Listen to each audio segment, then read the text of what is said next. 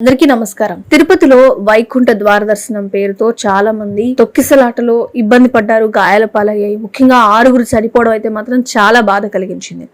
నిజంగా తిరుపతి దర్శనానికి సంబంధించి అధికారులు తీసుకున్న నిర్ణయం ఏంటి, ఇలా జరగడానికి కారణాలు ఏమై ఉండొచ్చు అని ఒక్కసారి మనం పరిశీలన చేస్తే, తిరుమలలో 10 రోజుల పాటు ఈ ప్రత్యేక దర్శనాలు అనేవి రద్దు చేశారు. దాని బదులుగా ఈ నెల 10వ తేదీ నుంచి 10 రోజుల పాటు 7.5 లక్షల మందికి వైకుంఠ ద్వార దర్శనం ఉంటుంది అనే విషయాన్ని చెప్తున్నారు.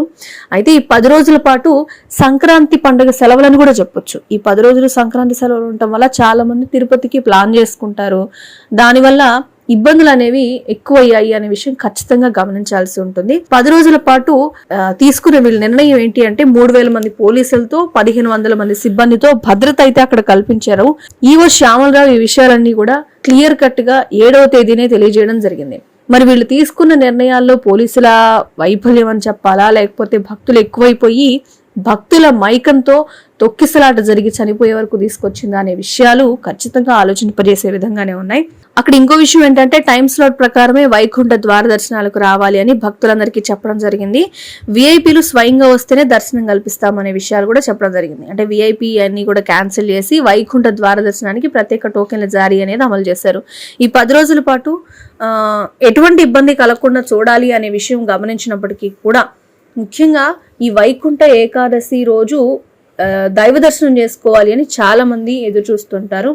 తిరుపతిలో టోకెన్ల జారీ విషయంలో మాత్రం భక్తులు చాలా మంది అక్కడికి వచ్చారు.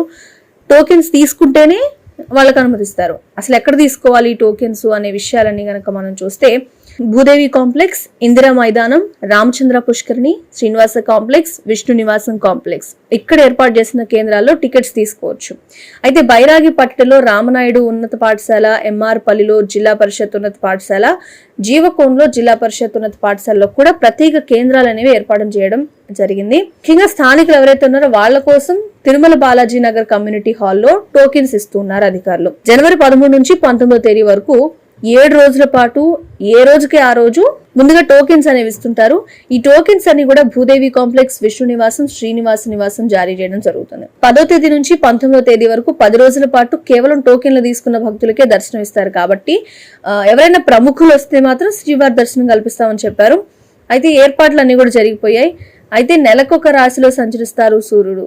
సో ఈ ప్రాంతాల్లో టికెట్లు ఇస్తున్నారనే విషయం తెలుసుకున్న భక్తులు ఒకరోజు ఎక్కువైనా పర్వాలేదు, అప్పటికప్పుడు టికెట్ తీసుకుని దైవ దర్శనం చేసుకోవాలనుకున్న వాళ్ళ సంఖ్య ఎక్కువైందో, లేకపోతే సెలవు దినాలు కాబట్టి ఎక్కువ మంది వచ్చారో తెలియదు, కానీ అక్కడ తోపులాట జరిగింది. ఇది చాలా బాధాకరం. 6 మరణించారు.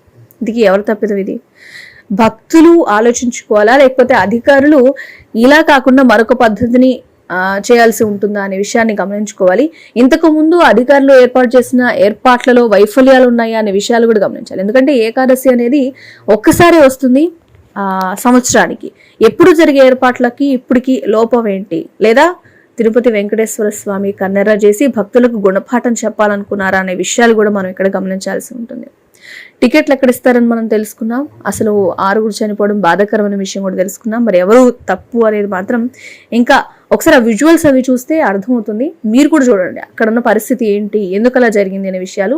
మీ అభిప్రాయం ఏంటి ఆ వీడియో చూసి చెప్పండి. అక్కడ చూడండి వాళ్ళంతా కూడా తోపులాట జరగడానికి అక్కడ అధికారులంతా కూడా చాలా స్పీడ్గా వాళ్ళని తోసేయడం, అంటే ఆ సమయంలో అధికారులు నిర్లక్ష్యంగా ఉన్నారనే విషయం, అదేవిధంగా భక్తులు కూడా ఎగబడ్డారు, అది కరెక్ట్ కాదనే విషయం రెండు కూడా తప్పిదంగానే కొంతవరకు కనిపిస్తున్నా.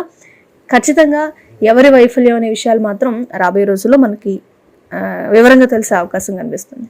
Thanks for watching.